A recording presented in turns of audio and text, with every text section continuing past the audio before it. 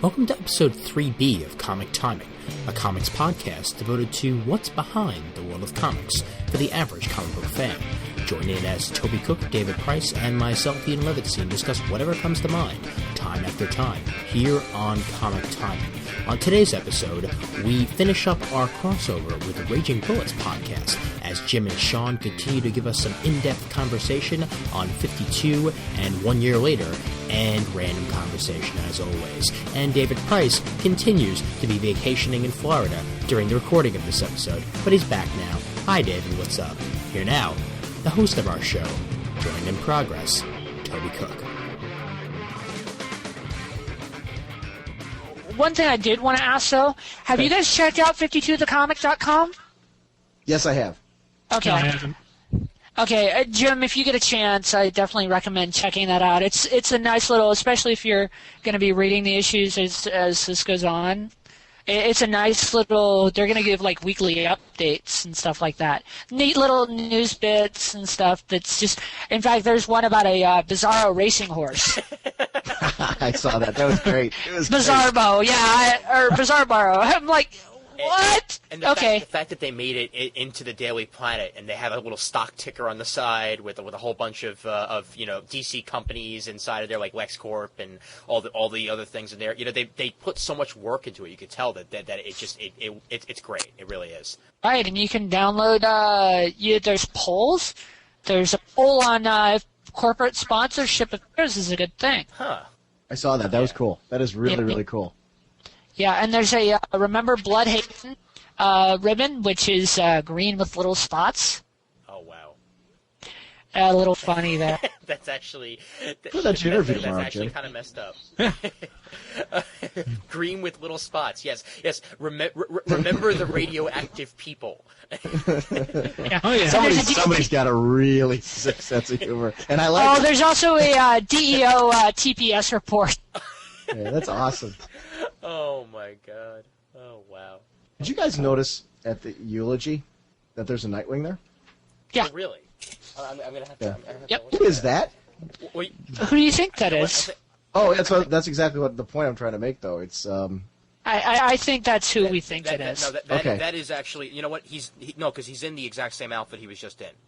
He hasn't changed outfits yet, because if you realize in 1 year later, the Nightwing outfit has changed a little bit, especially in the mask, and the outfit itself looks a bit different. This is the exact same thing he was just wearing. So, Right, because this only takes like you said. Like we said before, this only takes place a few days after. Martian Manhunter's Okay. in the outfit. So, Right, Okay. and we're on day 6, so. But I'm looking at that, and if Batman's gone already, and Robin's not there, am I correct? Yeah, Batman, Robin, and Nightwing all left together. Actually, you know what? Yeah, now that I'm thinking about it, if they did all leave together, that could very well be Jason Todd. That's what I'm questioning. Oh boy. Because I don't know, because I'm looking at that and I'm like, Yeah, no, because you know what? Because I remember, yeah, in the Teen Titans 1 year later, didn't Cassie say, "Where were you at the funeral"? Yes. Oh yeah, she Yeah. did. She did. Yeah, and in the photo, I don't know if it's the way that she's drawn. It almost looks like she's looking for Yeah. somebody, but I don't know if it's meant to be her covering her eyes because she's crying, or that she's looking for somebody and it's just the way it's drawn. To me, it looks like she's looking for somebody, but that could be wishful thinking. I'm sure that she might very well be looking for Robin. Like why is he not here? You know? If so, I just thought it was interesting to see both Gar and Empress from Young Justice standing next to her. That was kind of a nice cool little And nod.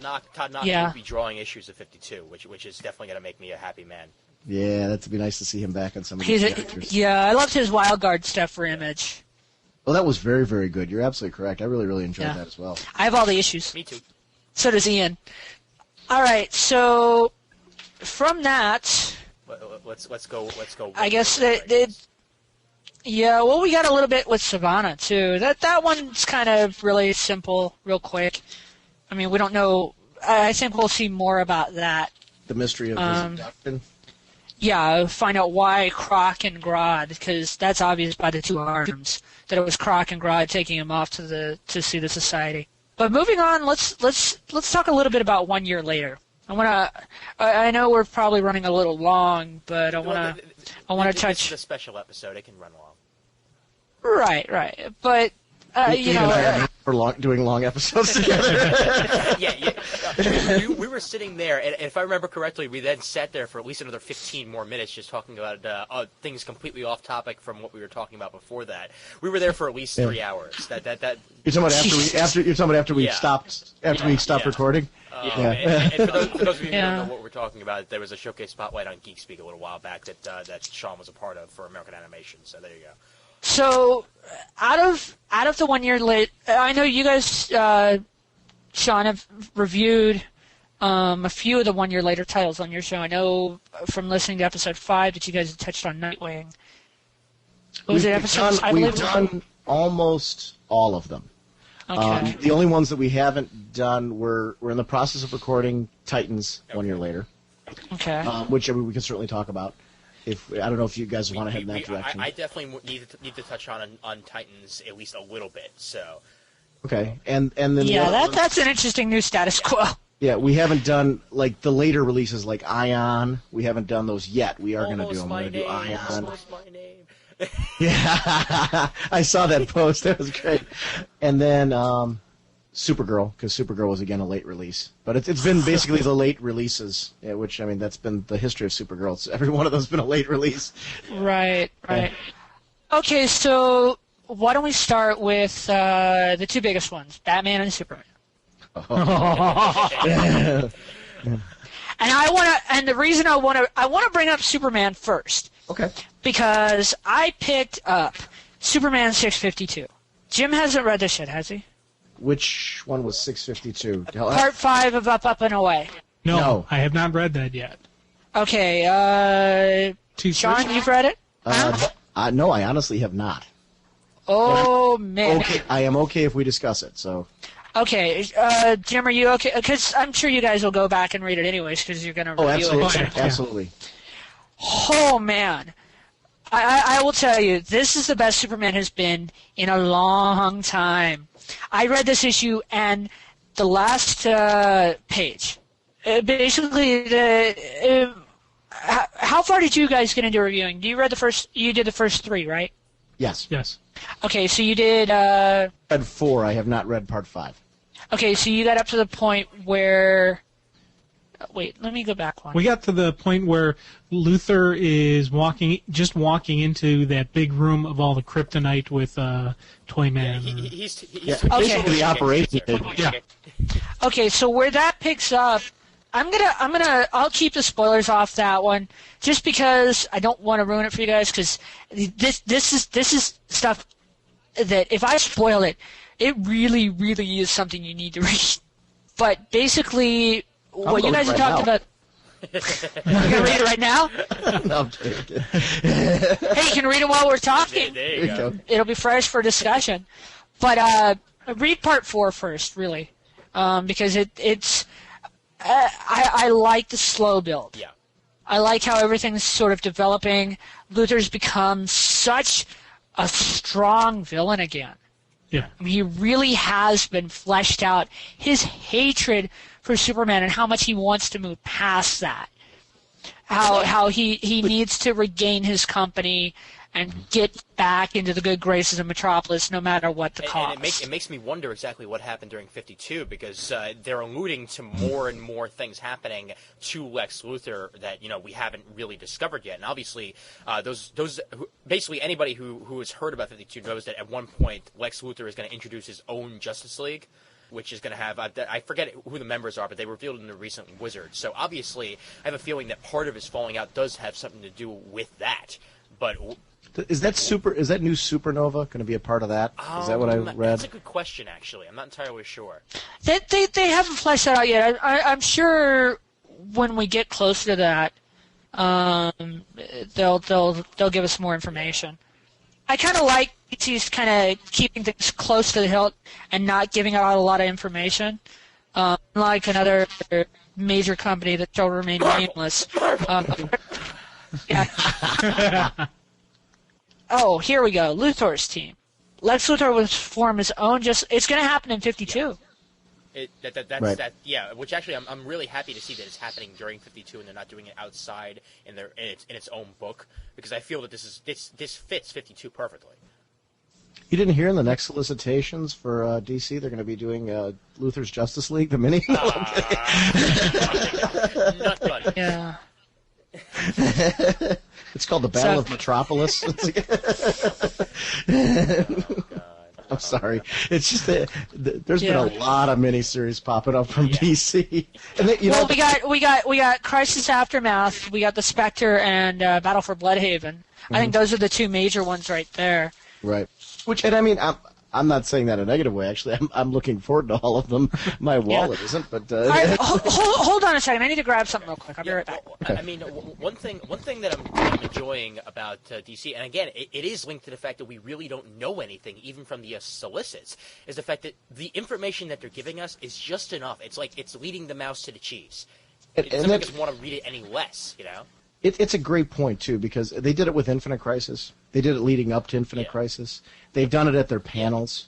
I was at the Wizard World Chicago panel last year, and I had a very similar experience to the one that you just mentioned earlier, how they tease you with just these little tidbits of information that don't ruin the story, but kind of entice you more to want to know, okay, how does that happen, or where does that go? And they've been doing that brilliantly. And with this is just a classic example of it with 52, because there's so many plot threads they've thrown out there that I'm interested in. Even as we were, talking about the things that annoyed us about Booster Gold, I'm curious to see how that all came about. So they've got me hooked. And Brave New World also. I mean, just looking at Brave New World just makes me salivate. Seriously. I mean. And it's only $1. Exactly. You can't go wrong. It's wrong. only $1, and it's going to have, basically, well, for those who don't know, it's going to have Uncle Sam and the Freedom Fighters, OMAC, Martian Manhunter, the Trials of Shazam, the all-new Atom, and the Creeper, all involved in it. And the silhouette on what appears to be Martian Manhunter, I'm still not convinced that that's Martian Manhunter in the solicits. I don't know. That's that one's kind of got me.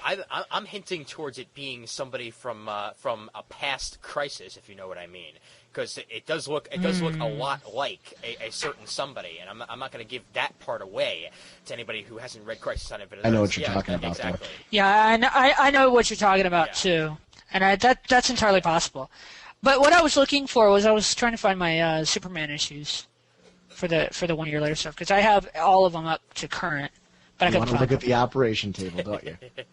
I'm sorry, that was so funny. That was so unfitting with Toyman. That made so much sense. Oh man. What do you guys think about the return of the Kryptonite Man? I mean, that's obviously, that's a Silver Age character that really hasn't seen too much outside of the Silver Age, and he was actually kind of cheesy back in the Silver Age. I mean, come on, a man made out of kryptonite. I mean, but now it sort of fits with the story a lot, especially with Lex Luthor trying to gather all this kryptonite together. And a very contemporary origin. I liked the Kryptonite Man's origin this time around. That it was a scientist who was trying to use kryptonite for good purposes.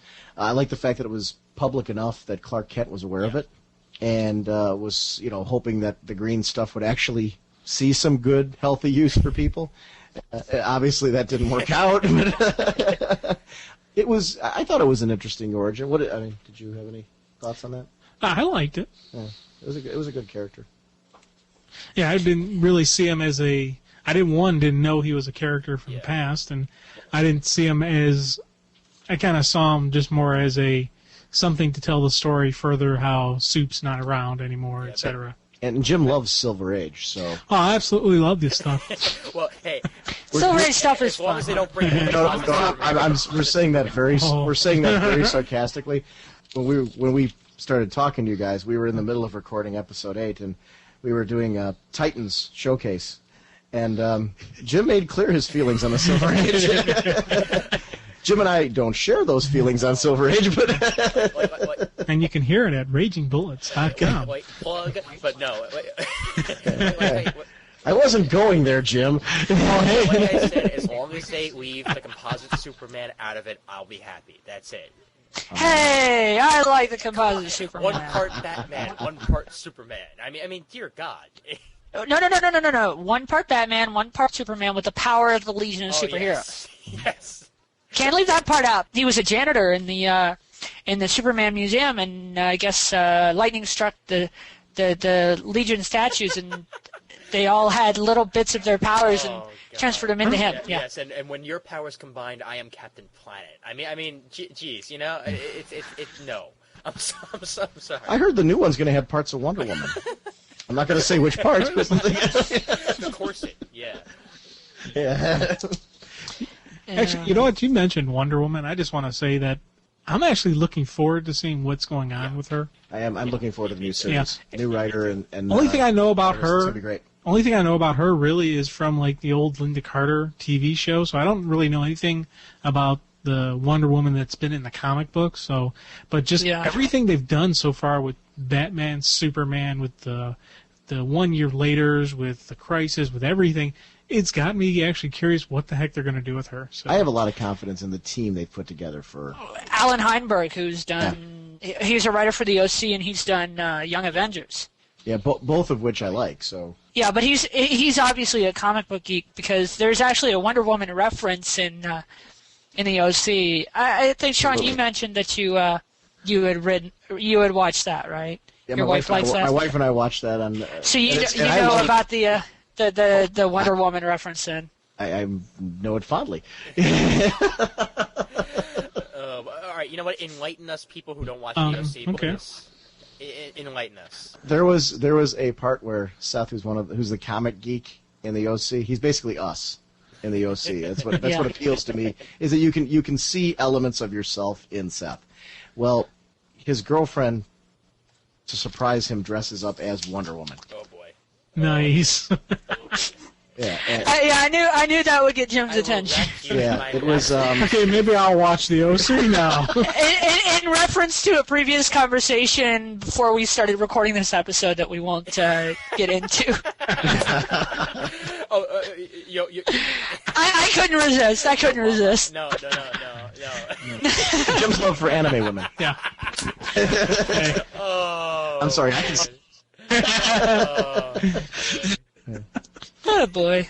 20 years of friendship out the Professionalism window. out the window. Yeah.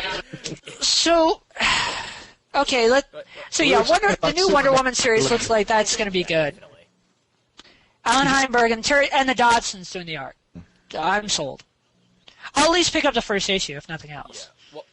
Well, I have and they said that they might. Do they have any word if it's going to be monthly or bi-monthly? I know that they were talking about, to keep it on schedule, they might do bi-monthly. I'd be okay with I'd be all right with bi-monthly. that too, yeah. Oh, I would too. As long as it can stay on a schedule, I'd be okay with that. I am upset Yeah. though that this is going to cut into his Young Avengers though, because the fact that they're putting Young Avengers on a hiatus does upset me. But I am happy to see him on Wonder Woman. I'm sure he'll do a good job. I just really like Young Avengers. You know what? I'm reading that too, and I actually really do enjoy that as well. It's a very, very, very good series. Yeah, well, sadly, I learned today that we do have one book that's not going to survive, Oh really? and that's Manhunter. Oh yeah. I read that. Cancel with issue 25. I picked it up too. I had just picked up issue 21 and really enjoyed That's a it. tragedy. And I guess I'm gonna have to get the trade paperbacks of the old stuff because pretty soon I'm not gonna have any. I think there's only Yeah. been one trade, hasn't there? Am I wrong on that? Yeah, there's only one trade. There's a second one solicited. I don't think we'll see a third. Which, it's sales. But Mark and Draco and the artist who I can't remember, they did a great job on it. I mean, they actually tied Kate Spencer into previous Manhunter history to the JSA because it was revealed that she's related somehow to Al Pratt. So they haven't fleshed that out yet, but I guess Dr. Midnight. Great-granddaughter or something? Like that, yeah. Or- Something like that. Something like that. But I'm sure, well, we got a couple more issues to wrap it up. But I'm sure that she'll play a role in maybe there's a reason why they're doing that. Maybe she'll play a role in DCU beyond I this. certainly hope so. I hope. I don't know. You know, the only thought that pops in my mind, I was just realizing we were talking about Batwoman earlier. Ooh. Huh. It's certainly possible. Possible, yeah. Although we did see Manhunter there, but that could be a red herring. Certainly, it could be. But also, I'm thinking that if she does turn out, not to be Batwoman, I'd like to see her in the pages of Justice Society. I really would. I mean, I'd be okay with that. I would exploring too. the past, exploring, Al Pratt's past and try to, figure out exactly who she is, that'd be great. It's funny, as you said that it was being canceled, I guess where my biggest concern was, where's the writer going now? Because I think one of the keys to that series for me has been just great writing. It's been a very, very well-written series, and I'm hoping that if they cancel that, I mean, obviously not if, when they cancel that series, I'm hoping that they put the writer on something else fast. Because I agree. Marco Draco is a great writer. I love the way he's written Kate Spencer, because I actually it's one of those books that got me into the shop every week. I would like to see a It really revival of was. Stars and Stripe, actually written by him. I'd be okay with that, but I'm happier with Stargirl just being in the JSA. Ah, well. I think that's where she's really kind of coming to her own. I mean, there was an issue 81 right before the Paul Levitz arc was really strong character development for Courtney, with the Shade coming in at the end of the issue and telling her about her father. Yeah, that was really, really deep, definitely. Yeah, and there's a Starman tie there too, with Jack having given her the cosmic rod in the early part of rumors JSA. that Jack's appearing at some point in time in 52. I've heard that too. We'll see. So hopefully we will indeed see him. Dan DiDio, I think Dan DiDio said it. I was in one of the question or answer sessions on I Newsroom. believe so. Right. I'm sure we'll see more. There's still other characters they've said they're going to explore, so I'm sure we'll see more about this stuff as we go along. Yeah, Jack Knight to appear in 52. It's on the DC boards, so it looks like he's cool. going to appear. Yay! That'll be good. That's a It's about character. time. That's a character I definitely Now, miss. Yeah, me too. I'd like to discuss. Well, since you guys said that you both read the Teen Titans 1 year later, right? Okay. Yep. Right. Well, before we do that, though, Ian, I wanted to because we got on Superman and we were going to briefly discuss Batman. Right. So let's do this. Let's discuss Superman and Supergirl. We're pretty much done with Superman. We know that this is probably the best Superman's been. It is, honestly. I mean, I haven't actually looked forward to picking up a Superman comic in a long time. Busiek and Johns need to work They got back to- more often, definitely. And they got back to what makes Superman good. It's not just about Superman. It's about the people in his universe that he interacts with. Right. Well, so we know you love a good supporting cast, so I know. I go on and on about that. I didn't say it though. yeah. Yes, but we. Know. Hey, at least we haven't gotten any whatnots from Jim today. He threw in one. There's been a whatnot. couple. Oh, I haven't heard him. I must have missed him. Well, So, sorry. It's usually when I start going on a ramble that the whatnots get thrown in there, and I haven't been rambling a lot lately. Yeah. Still think Yeah. you need a whatnot shirt. Yeah. But yeah, so I mean, with Superman, it's getting back to the core of the character. Really, it's not just about the costume. It's about the man behind the costume. I mean, we're getting to see what makes Superman Superman by looking at his more human side, Which is by so looking fitting, at Clark Kent. Which is Yeah. so fitting after the confrontation in Infinite Crisis, because Right. he makes mention of that. When he grabs a hold of the S on Superboy Prime's chest, he makes mention of the fact that it's not where you were born. It's not the costume. It's not your powers. It's the man underneath it. And it's really cool that moment in Infinite Crisis is 1 year later followed up by this.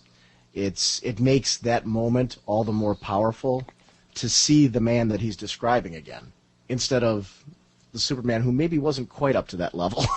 So it's really nice that 1 year later we're getting this, and if they can keep this team on the book forever, I'll be happy. Well, we know that Busiek is at least continuing. I think there was mention that it was going to be Busiek and Nicieza are going to write an arc, So yeah. because I guess who was picking up? I'm trying to remember who was picking up after they finished their run. I don't know. I know Busiek's definitely attached to one of the books afterwards. Yeah. Isn't it? No, he definitely is. Yeah. In fact, I'm Who's it? looking. Right. I believe I might have found here, but let's see.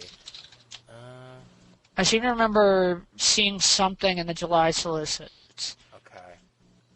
So take a look. It's either June or July. Yeah, DC in July. I have it right here. It's on IGN's site, but you can probably find it somewhere else. Yeah, written by Kurt Busiek and Fabian Nicieza. Here we go.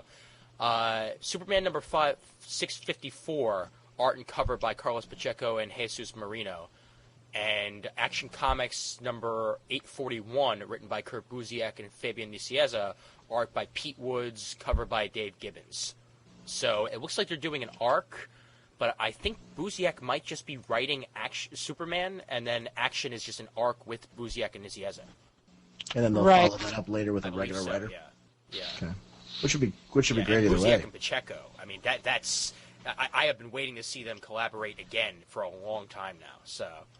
The Pacheco cover, I'm actually looking in the previews right now because you mentioned that it was the July solicits. So while you were looking up there, I opened that up, and the cover that they show for Superman 654 looks stunning as well by Pacheco. Yeah, so the cover for 841 looks like the Daily Planet. I love that. And also, it's interesting to see that Rucka is not going to be sticking on Supergirl. That it's already going to be written by Joe Kelly at the Supergirl right. parade. I think he's going to stick with Checkmate. But yeah, I love that cover to Action. I'm glad to see Pete Woods is staying on too, because he's perfect. Oh, Pete Woods is outstanding on the current arc. He just, after reading his stuff on Catwoman, he's raised his game. Absolutely, he really has. And the amount of, and the one thing I love too is the background detail that he puts in each panel. It's just, you feel like you're in Metropolis, which I think a great artist knows how to bring Metropolis to life, because it should look like this just amazing, breathtaking city. He's the first guy since McGinnis, the first guy, really. Yeah, and that to me has just been, I think that's been part of the atmosphere that's been set in the book too. I think that we're all feeling is just that it looks so gorgeous. Oh, yeah. It's just great. He gets Superman. He knows how to make him look like a hero. He really does. I mean, when I see a panel with Superman in it, drawn by Pete Woods, that to me is Superman. I mean, that's what Superman should look like. And part of the 1 year later books for me, they're helping me, not helping me, and they're making me more interested in 52 because I want to know how they got there. And I think that's a key. If you're going to spend 52 weeks reading a miniseries, you want to know something from it. And these books, a number of them have mysteries in them that I know are going to be resolved in 52, that they're written so well that I want to know how they got to this point. Right. Plus, how cool is it to see Clark Kent with a Green Lantern ring? That was awesome. That was great. And not only a Green Lantern ring, a Green Lantern ring with an S shield on it. And that's I mean to think like how he might very well be is he the first Green Lantern to have a customized, a first person to wear a customized Green Lantern ring? Oh, I'm sure. Yeah, I haven't seen anything like that before. I just thought that was so cool. Without a doubt. So, all right. So, going from Superman, let's touch on Batman and James Robinson writing Batman and Detective Comics. Can we? I know. Jim loved this. Huh? Let's keep him forever. Can we just do that and just keep James Robinson? Thinking about this Batman because it's I had a bucket around my neck. It's the best. It's just so great. The best Batman I have ever read in my life. I will straight up say that. And it's not a blasphemous comment. No. And that's actually not an insult to anything that's come before it. It's just that good. It really does. It really is revitalizing what Batman has always been about. He's more of a detective. He's more about investigating what's going on. The whole bit with Harvey Dent and with the villains that are showing up murdered and everything. And it's still dark. Yeah, and it's still dark. I know there was a big concern that it wasn't going to be dark enough or that was going to get lost. And I challenge that because I do believe that this is still a dark series, but Batman's more accessible. He's not the brooding hero he was a year ago. Right. He kind of seems more like a team player now. But he's also, did you notice how he was with the young cop? She was up there on the roof, and he totally intimidated her. Yeah. And just totally didn't acknowledge her. But Which then is a Robin's very- like, don't worry, he does that to everybody. But see, I like that because he hasn't lost some of that mystique that he's had before. But at the same token, you can see that same guy hanging out in Commissioner Gordon's office, and it shows the respect that he has for a character like Commissioner Gordon. Yeah. It's very cool stuff. Right, and I love the conversation with Harvey, with Bullock. Absolutely. The thing about what he said about he believes everybody deserves at least one second chance. Right. I thought that was a great character moment for Batman, and it shows just how much he's changed in that year. Especially when he's discussing whether or not he wants to try and adopt Tim. After Tim has lost his best friend and his father in a matter of months, and obviously, right. I mean that is just completely crushed him, and now he's had this year with Tim, with Dick, basically finding himself while they find themselves, and he realizes, he's a part of my life now. I would really love to actually, make that official, and that is Batman right there also, because you can tell, he wants to be the father figure for this kid to make sure that he doesn't go down the wrong path like anybody who in the past has, and similarly, he's trained him to be what he is. That was perfect. Let's go from that, and let's talk about the changes to Robin. I am loving the changes to Robin. Honestly, I am loving the new outfit. The new outfit, like it's very similar to what he wore in the WB Batman animated series. Past the Fox one, because in the Fox one it was basically straight what he wore in the comics, but. This is much more similar to that. I love how the cape flows as well. It was actually, if you remember, in the Fox series, that was Dick Grayson wearing that costume, whereas Tim Drake is now wearing the Tim Drake costume from the animated series. Yeah. Which is, I'll be honest, I hated that costume at first. I'm talking about the first time I saw it. After reading the first issue of Batman and then reading the first Robin, I instantly fell in love with it. I love seeing it on panel and seeing it actually being utilized. I like the fact that it's a little bit darker because it helps him hide in the shadows, and it's actually more fitting of Batman's sidekick, I think. You can't hide in the shadows of green on your costume, Yeah. It works. And I think it's a simplified, streamlined design that shows that, maybe in that year that he's been gone, that, he's kind of had, kind of a growing up. And so this is a reflection of, his desire to be a stronger counterpart to Batman. Yeah, definitely.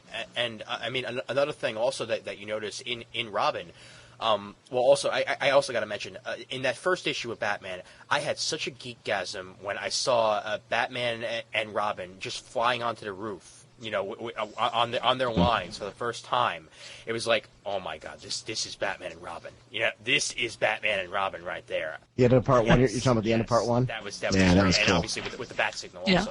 But Robin, I mean, he's grown so much over the years, and you can see that. And even though he's had all these tribulations, he still triumphs. He's still. He can still be a little bit of a kid, and yet still has such of an adult quality to him, which I love, and it's so much more apparent now 1 year later. Right.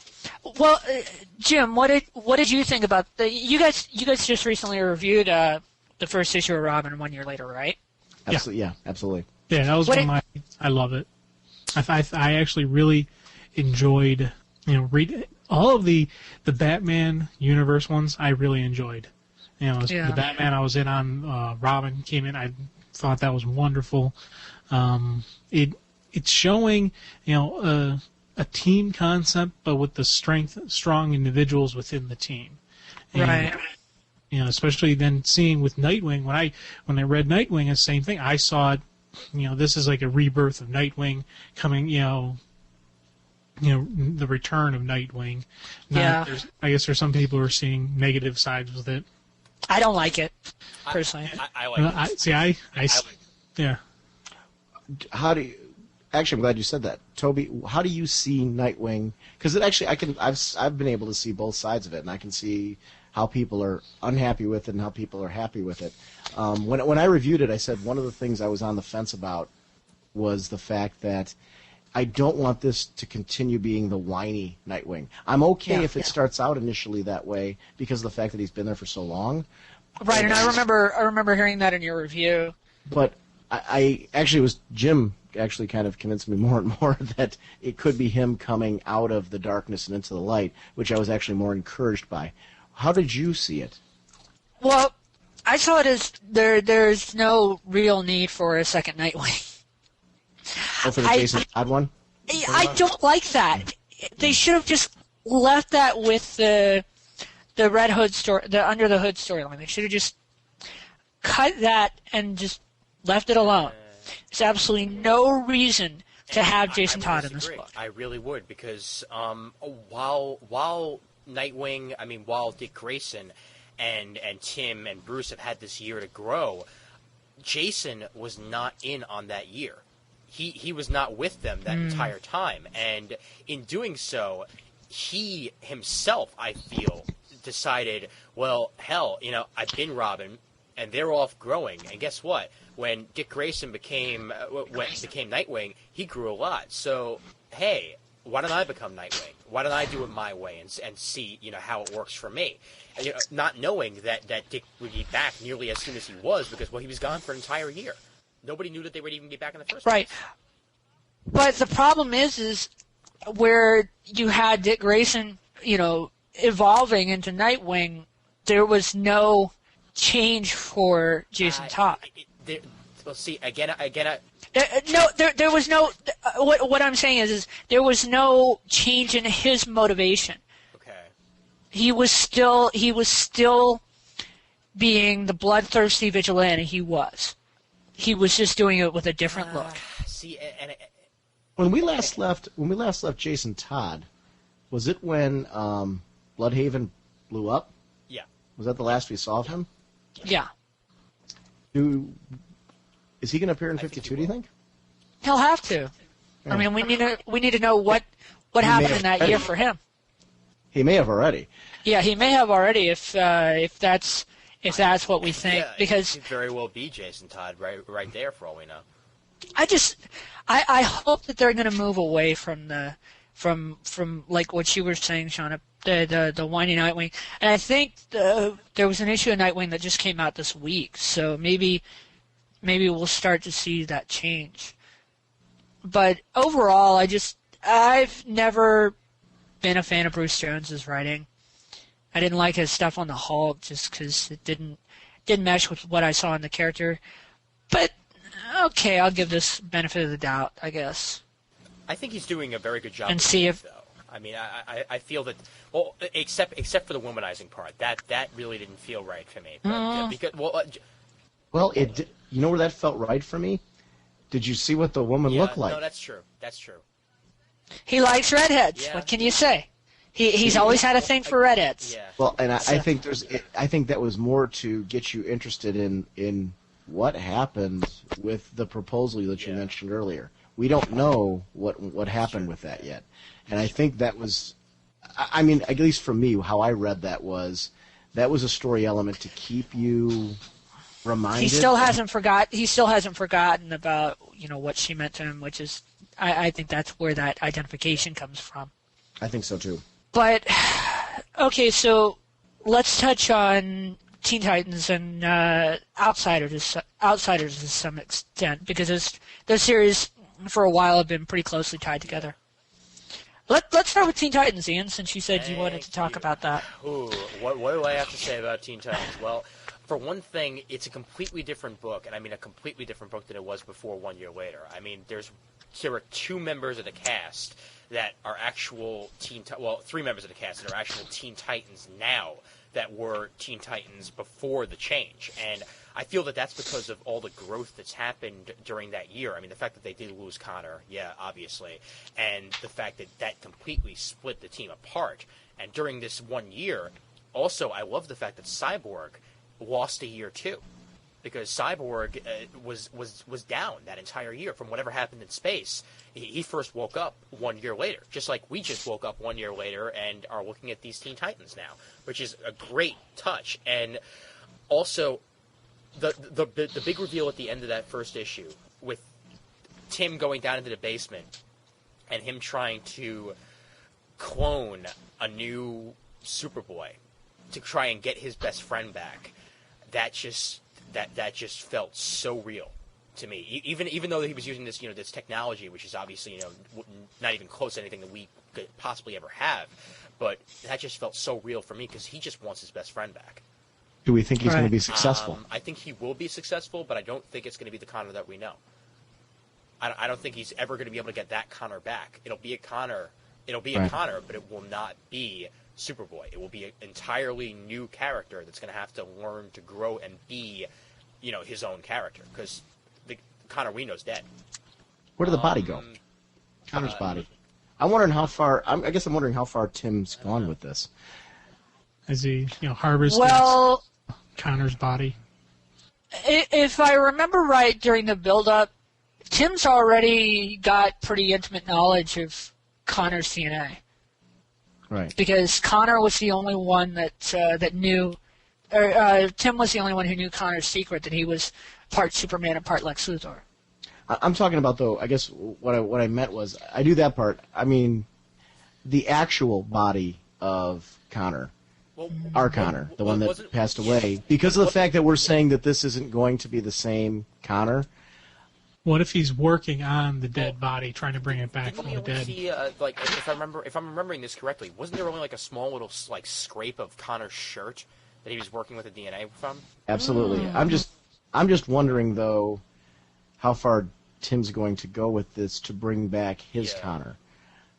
Because he's got like the mad scientist vibe going on, which I actually really liked. Yeah, and if he is successful, that's just going to cause a huge rip in the team itself. Especially Cassie, because she'll have this constant reminder. If it's not the Connor that we knew, she'll have this constant reminder of a guy who looks just like her dead boyfriend. Yeah. Right. So we've got with Titans, we've got some major changes. We know that Gars run off to restart the Doom Patrol with Bumblebee, of all characters. And as a result, when Vic wakes up in that first issue, he's confronted by Wendy and Mark. Twins. I thought that was a nice Sleep? nod. I Seriously. And it made sense. They're the caretakers of Titan's Tower. They're some interesting membership changes. Definitely. Yeah. Zatara? I like the fact that they were so blatantly like computer geeks, and that they were brought in for the purpose of helping to resurrect Cyborg, and that they'll stick around for a while. Because I think that there's room for those characters in the DC universe.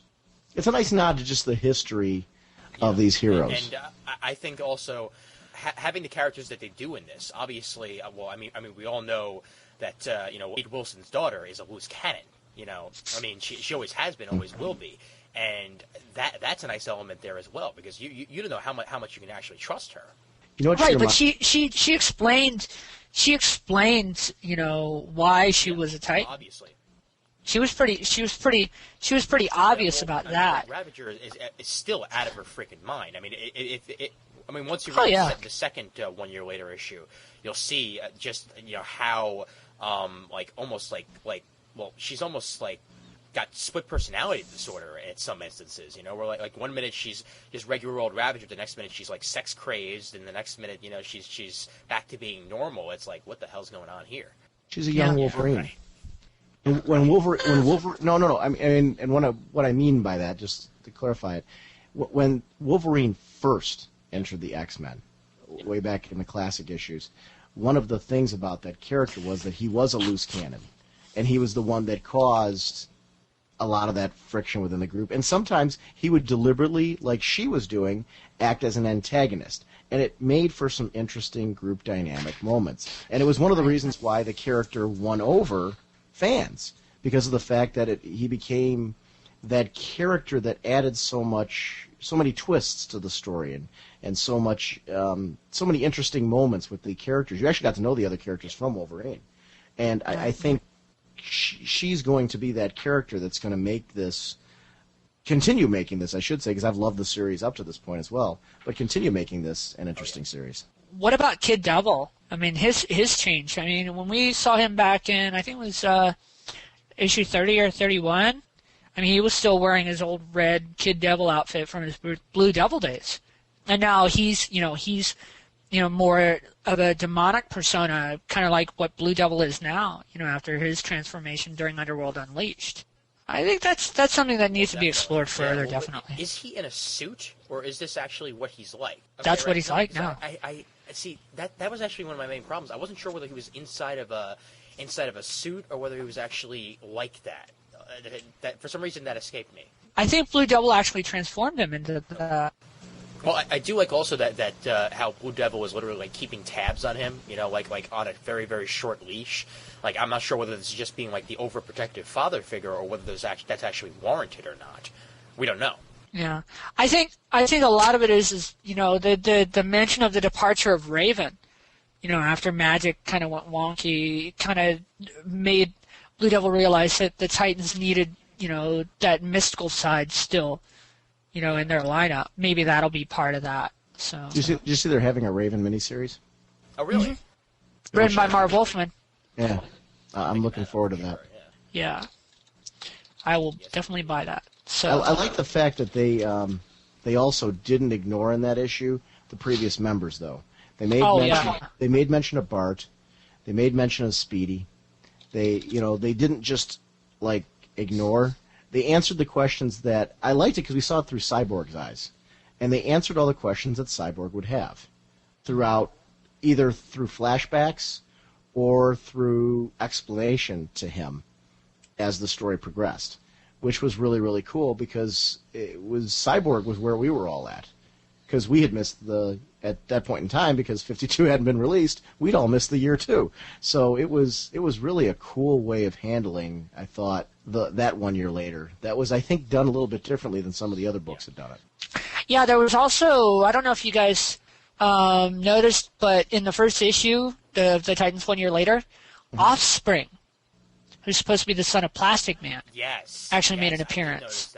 I did see that. Which actually brought up the question, does that mean that the Kingdom guys are sort of around now, or whether he's just in our continuity, or what? Because how many years ago must Plastic Man have had a kid in order to have offspring? It's a good question. So yeah, it'll be interesting to see what goes on there. Oh yeah, definitely, without a doubt. I'm definitely interested to see where things go from here, but I guess moving on to Outsiders. Wow, what a change in the status quo. Yeah. Well, they're actual outsiders now. They're completely outside the realm of any other superhero. Everybody thinks they're dead, I don't like I said before when we started talking about this stuff. Just real quick, Jim's got to go because he's got an interview tomorrow. So okay. I didn't want him to drop off without you guys knowing it. But I'm going to stay with you. So I mean, it's okay. Cool. Okay. Well, thanks for coming out, Jim. Cool, right. Nice to be here. And keep on doing what you're doing, man. Yeah, keep up on that. We'll definitely be listening to you guys and keeping up on stuff. So you were talking about Outsiders. Okay, so we got Nightwing, we got Thunder, who is daughter of Black Canary. Black Canary.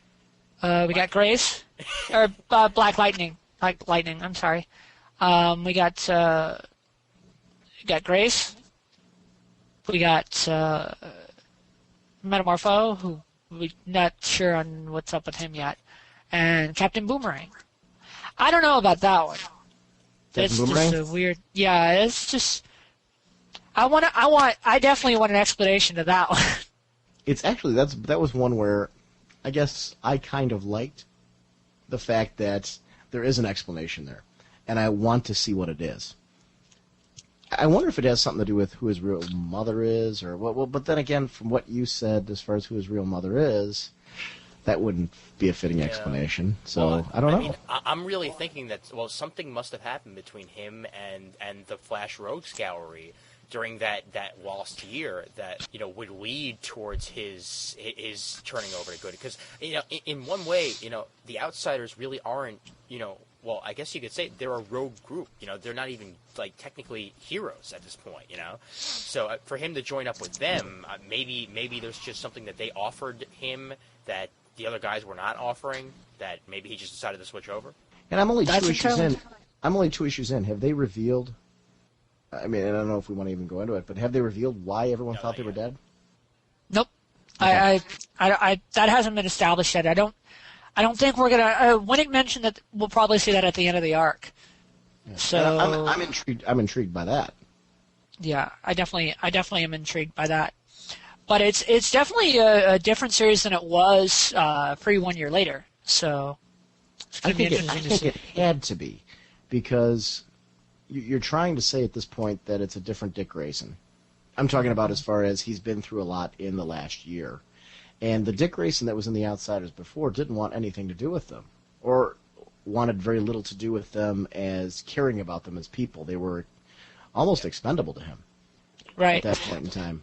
Well, realize that pre 1 year later, Jade was the leader of the group along with Arsenal, and with Arsenal not basically out of the picture, Jade, now deceased as a result of Infinite Crisis. I mean, it's going to be interesting to see what sort of things these guys are going to get themselves into. Really, honestly. I mean, the fact that he's not in the lineup, I'm really worried about whether something happens to him during 52 or something like that, because he hasn't been in any of the books yet. Except, Teen Titans. Except if you take a look at The Outsiders, like right before 1 year later, he has a conversation with Grace where she basically gets him to realize that maybe that The Outsiders isn't the place for him, so to speak. So, do you know what I'm talking about, Toby? Mm-hmm. And I'm wondering if I guess I'm just saying that it may not be. It could be very well that something happened to him in 52, but it also could be. I guess I'm trying to say this more to make you feel better that there's another option out there. The other possibility could, yeah. I guess I read that more as the possibility too was that just from talking to Grace, because it really seemed like he was thinking, okay, this really isn't the place for me. Because she basically alludes to the fact that maybe he didn't have, I don't know if it's the stomach enough, or it was something along those lines, that this just was not the right fit for him. What that team needed to do was not the place for him to be. And I'm thinking that might be the reason why we're not seeing him as a part of this. I'm hoping, because I don't really necessarily want to see him come to any harm. I think we've seen a lot of that, and at this stage, I kind of want to get away from it. I think it's one of the reasons why there's been such a talk about brutal deaths in comics. I think part of the reason why there needs to be such brutal deaths is because they happen so often, and the people come back all the time, that we don't believe them unless they're brutal deaths. Yeah, like Psycho Pirate's not coming back anytime soon. No, I'm pretty sure he's done for. But even that's not for sure. Yeah. Oh boy. There's just so much 1 year later that I'm sure 52 is gonna explain. What are your thoughts on The Outsiders direction? What did you guys? I like it. I've really been a do. fan of the series from issue 1, so I'm curious to see what this new team is capable of past this story arc. So this story arc's not. I'm going to stick with the book because I've been reading it for so long. So I want to see where they go from here. Do you think? Go ahead, Ian. I'm enjoying the direction as well, because this is pretty much what the Outsiders were formed to do in the first place. Well, at least this iteration, and just for a while there, they were just acting as a superhero group, but they really wanted to do the stuff that other heroes couldn't, and that's what they're doing now. As this mercenary group or whatever you want to call them, they're outside the bounds of all the other superheroes in the DCU. Do you feel Nightwing's book is taking place concurrently with this? No. Yeah, because I didn't get that impression either. I don't think in Nightwing's book it's Nightwing's at the point that he's part of this yet. We don't know. We don't know how far ahead the timing on that 1 year later arc is. So way around though, because if you think about it, Nightwing, basically Dick had just gotten to New York in the first issue of Nightwing. For 1 year later, so right. All this stuff happening in the Middle East could very well be happening before his Nightwing book. Maybe after getting back, he decides to switch locations over to New York City. Interesting. Yeah, I'm really curious to see, because a lot of these reveals I'm finding, a lot of the 52 reveals or 1 year later reveals, wherever they're going to reveal these things, a lot of these things I'm going to need in order to, like, I'm enjoying them now. I'm enjoying the fact that they're mysteries, but how those mysteries are resolved is going to really decide for me which books are really good books right now and which ones aren't. Because I really need the answer to a lot of these. Yeah, well, I will tell you one thing. You read the second issue of Outsiders, right? Yes, I did. Okay. You know the mystery speedster that shows up at the end? Uh-huh. His identity is revealed in the next issue. Ooh. And it's not anything that I saw coming. I'll tell you that right now. And wow. It's definitely. I don't want to spoil it because I want to know how they're going to play it out. I want you to read it. Yeah, I'm anxious now. But let's just say that what you see is not exactly what it appears to be. I have so got to get caught up. We're working on our 10th episode, and I'm not doing this as a plug. I'm just saying I am like got stacks because of it beside my bed of 1 year later books that I want to read, which is my next. I'm going to start this week. Finally, I can start hacking through them because there's so many things I want to get caught up on because these storylines are really interesting right now. Yeah, there's enough newness to it. Mm-hmm. I'm sorry, Ian, I talked over you. No, I was just going to say, I mean, there have been so many 1 year laters coming out, and they've been coming out so quickly. I missed the Firestorm issue and didn't even realize it. I picked up this month's, and I realized, wait a second, how the hell did he get here? So now I need to go back. And yeah, there's another character with a new status quo, too. Which is a really they're too. Being merged with Lorraine Riley, and they can't get more than a mile apart without something going boom. I'm like, whoa, okay. Stuart Moore's doing a good job on that book. But let's do this. Let's just do a quick wrap up. I'm gonna give you guys a quick hit or miss on upcoming books. Hit or miss, boy. Green Lantern, hit or miss. Hit. Okay. Supergirl and Legion, hit or miss. Yeah, definitely hit so far. Yeah. Okay. Yeah, I know you guys reviewed that. Aquaman, hit or miss. But they're going to have to reveal a lot soon because I'm actually starting to get really confused, and I'm going to need something to stop that from being a miss. Hit for me because of a blue hand alone. They've got me intrigued enough on where this is going. But I will definitely agree with Ian on the fact that I need more information. Okay, Green Arrow, hit or miss. Ooh. I will say hit right now as long as they keep Ollie. Yeah. I'm gonna say hit as well for the same reasons. As far as Green Lantern, I'll say hit, but we're only one issue in, so I want to see where they go with it. Beautiful. Supergirl and the Legion, huh? Beautiful looking book, Green Lantern. Oh yes. Carlos Pacheco art, I think. Yeah, very nice. So Supergirl and the Legion, hit or miss. For me, it's a hit, just because I want to see how this storyline plays out. I'm curious. You're just a dream. Yeah, okay, sure. I'll play along. I want to know where this is going. So it's too bad Jim's not here because we definitely. Not a real story, not at all. Oh man. Yeah. Okay, so Secret Six. I'm gonna say hit because Villains United was just so good. Yeah, I would say hit because I would definitely say it's on its own. I don't know that it would be, but because Villains United got me so interested in the characters, it's definitely a hit for me because I just want to know more about them from Villains United. And we don't know who the roster is going to be either. Yeah. That'll get me curious enough. Yeah. Okay, so let's see. Trying to think what is Brave New World. I'm gonna go with hit just because it's gonna build to all these new series. So is that going to be oversized again, like Countdown was? Yeah. Definite hit for that. Just definite hit for that. $1 for an 80-page book. If I'm they're in. doing that again, I'm in for that as well. Yeah. Yeah. All right, and last one, the all-new Atom. Ooh, you know what? John Byrne art, miss. I'd say that, except he's been hit or miss for me lately. It's Gail Simone writing. Well, I know that's the tough part for me. My problem. Ooh. I did like them together. I will say, and I think that'll be a wait and see.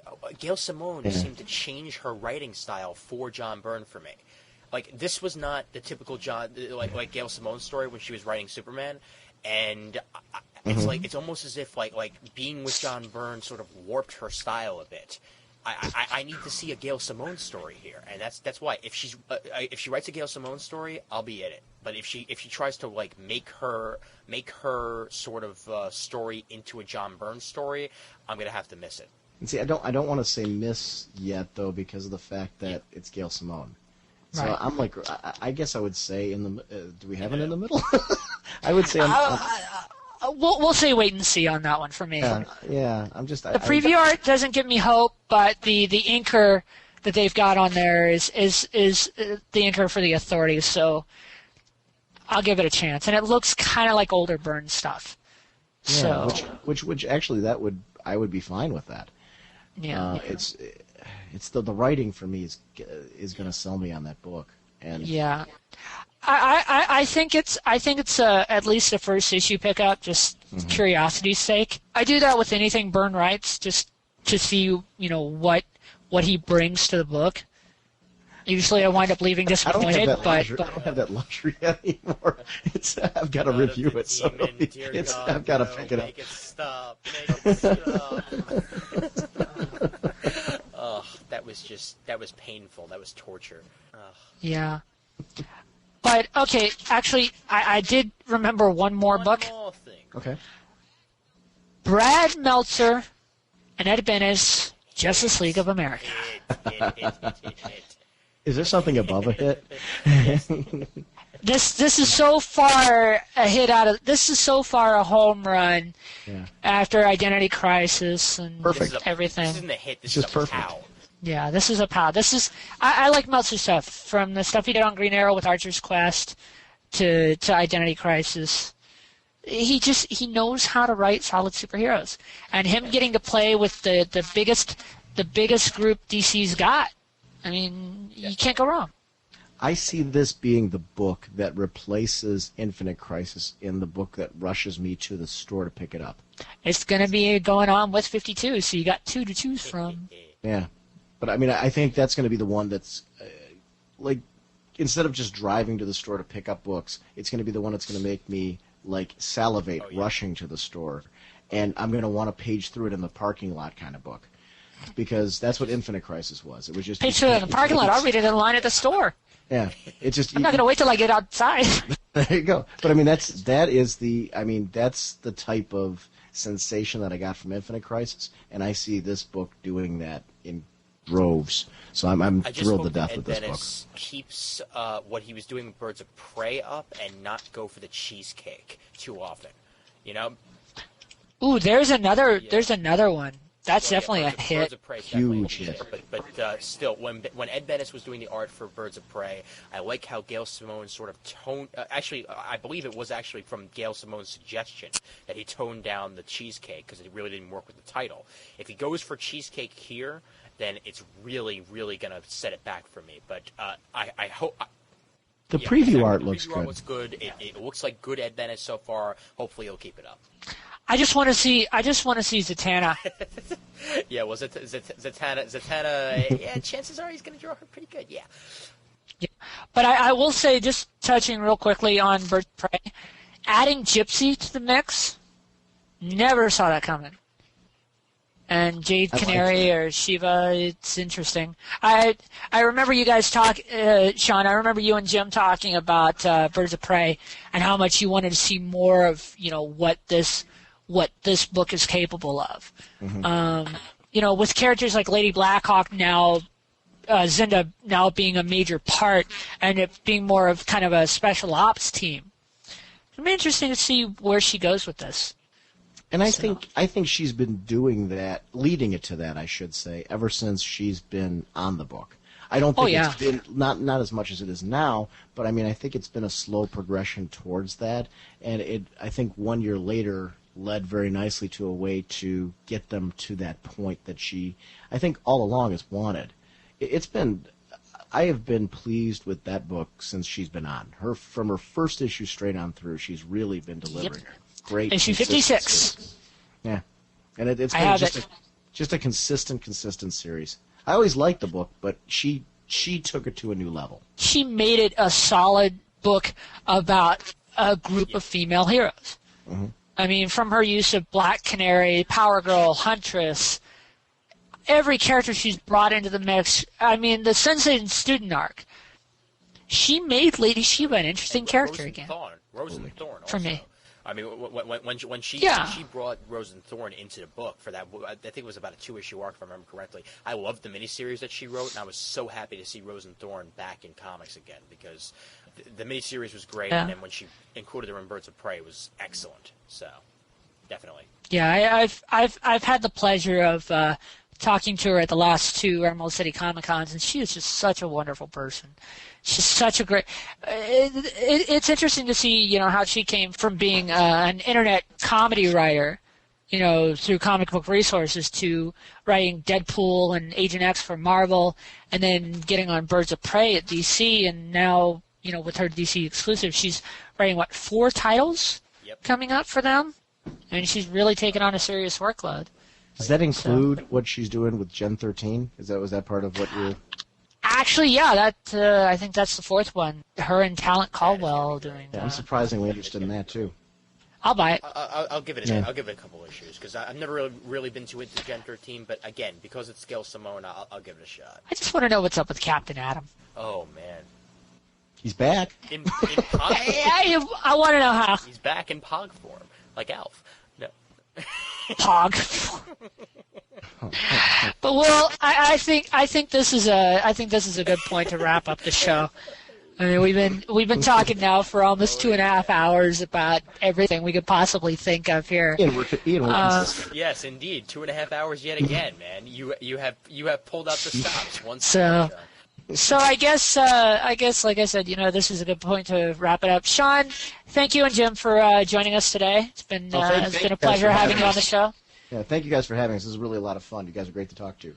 Yeah, we'll definitely have to do this another crossover episode at some point. Maybe a couple months down the road, once we've got a little bit more 52, and we start to see some more of these 1 year later titles, reaching their peak. We can kind of take a look back and see, how much this has met our expectations.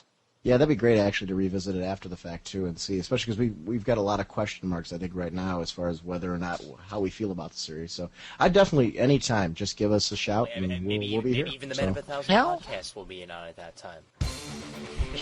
Hey, that'd be great. Tell David I think he's ducking me, and I can say that because David's a friend. So. Right. So you can, folks, listen to Sean and Jim every week. On Raging Bullets, which you can find it at ragingbullets.com. And you can also drop them an email at ragingbullets@gmail.com. Is that right, Sean? Absolutely. Thank you very much. No problem. And for us, that's going to do it for this week. You can find us at speakgeekspeak.com/comic timing. We're also listed on iTunes. And Sean, you guys are listed on iTunes as well, right? Absolutely. And Podcast Alley? You got it. All right, so email us over at comictiming@gmail.com if you have any questions, comments, or audio comments you want to send on in. Yeah, we definitely would love to have some audio comments, and we'll do our best to get those on and play those on the show. As always, your feedback is appreciated. And remember, if you go to iTunes, remember to give us a review. We'd love seeing those. Now that we know that feature's there, you can also do that for Raging Bullets. Let those guys know what you think of their show. That's all. And as always, remember, there's always time for comics.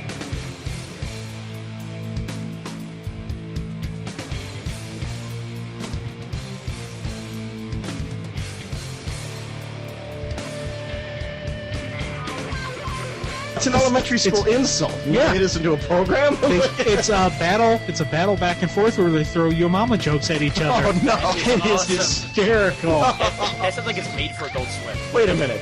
It's made for MTV. Program out of this. We are doing the wrong thing. Why are we podcasting for free? There's all kinds of stupid crap we could do and be on television that night. I probably heard one of the best ones The guy said, "Your mom is so big when Japanese tourists here, they point, scream, and run."